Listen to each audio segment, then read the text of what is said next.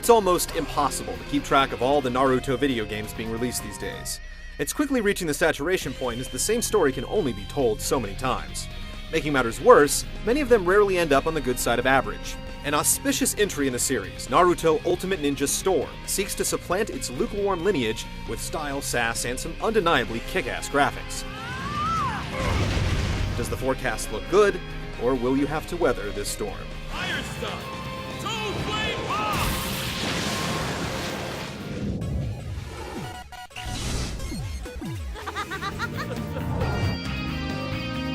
Ultimate Ninja Storm covers a whopping 135 episodes of the anime series before its credits roll. This fencing sets up the Tangerine Trickster's tale right up to the Sasuke retrieval arc, I won't let you go to Orochimaru! falling just a whisker shy of the Shippuden timeskip. The plot points covered won't surprise longtime followers, but what will perplex some are notable exclusions. Assassins for Hire Zabuza and Haku are MIA, and the 4 hidden sound ninja stay hidden.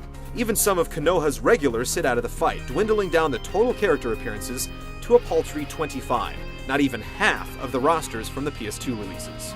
There isn't quite as much ninja magic to go around this time, but the tease of a true secret ending is enough to perk the ears of diehard fans. Plus, you can always relive your favorite moments in Japanese.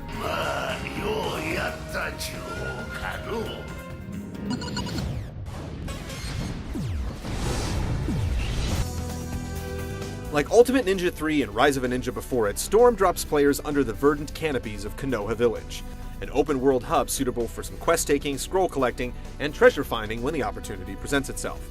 The world is inviting, allowing players to stretch their legs with some fancy somersaults, harrowing Naruto cannons, and breakneck sprints through the streets. As a ninja for hire, you'll find that there's almost always something that needs to get done in the village, shown by telltale markers on the map. Side missions will often have you vaulting through trees, playing hide-and-go-seek, and collecting scrolls in the fastest time possible. Main missions ask you to throw down in a fight with varying conditions. It's a river that the series has drifted down before, and to be frank, it's disheartening to be playing the same glorified minigames the 3rd time around. Alright! What Storm lacks in variety, it tries to make up for in bulk.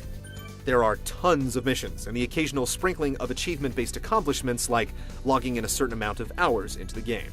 Your efforts won't go unnoticed, as you'll soon find yourself with a considerable cache of trinkets to sell, money to spend, and scrolls to trade for various items and extras. Storm is apt to let you in on just how much you've done in the game, and the new diorama feature lets you see the fruits of your labors play out in bite-sized miniature fun. Naruto! The world of Naruto is scenic, but restricted. The free-roaming aspect is still only loosely so, and the missions still lack ingenuity. Your enjoyment of the game will be directly proportional to how much you enjoy collecting and completing. Outside of Ultimate Mission Mode, player matches can only be played offline, and needless to say, the village is due for some renovation.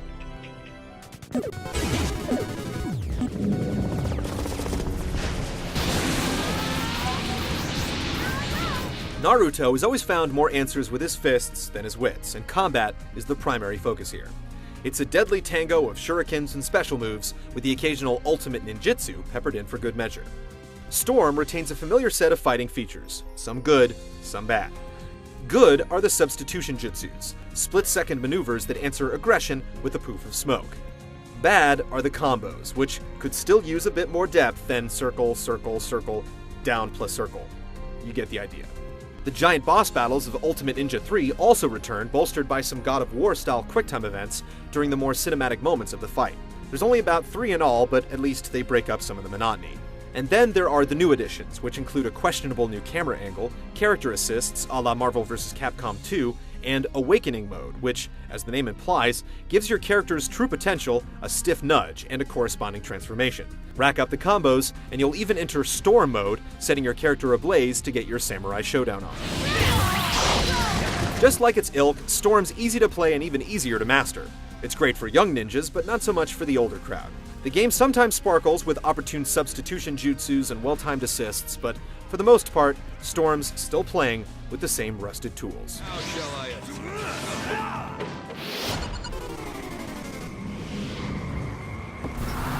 CyberConnect 2 had a lot of practice with the series' looks on the PS2, but its latest stab at the PS3 is unlike anything they've ever done before.